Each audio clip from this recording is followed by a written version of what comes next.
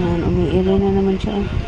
Talaga, mahirapan siya talaga magpalabas ng baby niya kasi ang liit ng puwerta niya. O, ayan na.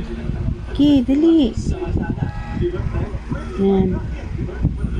Yan o, nasa ano na yung ano niya eh. Nasa ano na yung puwerta niya eh. Nasa, oh, ayan na o, ayan na o. Ayan o, nasa ano na yung, ayan o, ayan, dali. Yan, ayan na o, ayan na talaga siya o.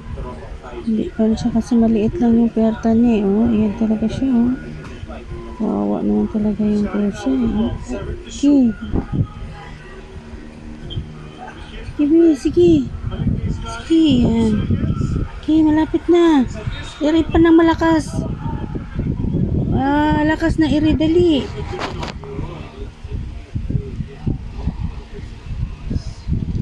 Sige, yung malakasang iri, dali. Yan, malapit na. Yan o, nakalabas na yung ano o. Ayan, dali.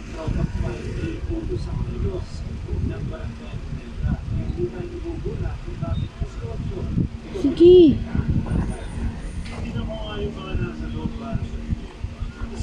Hindi siya talaga na maipalabas pa. Talagang nahirapan siyang mag-ano. Iba na naman yung posisyon niya. So, ayan. Dali. Dito ka. Urong ka dito. Yan. Ayan o. Diyan na sa ano niya o. Diyan na sa ano niya yung ulo o.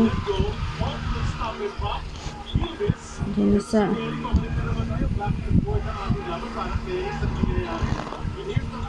Hindi na siya makakali. Sige na, be. Dali. Ano?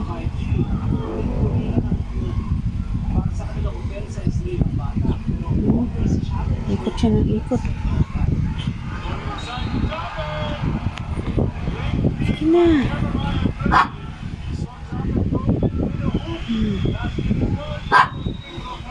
Sige na, dali. Saan ba?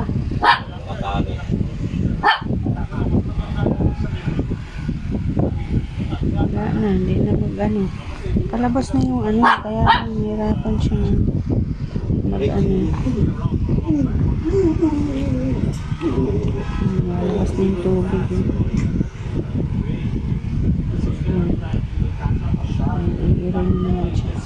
Ang liit kasi ng puwerta niya talaga yan. Okay.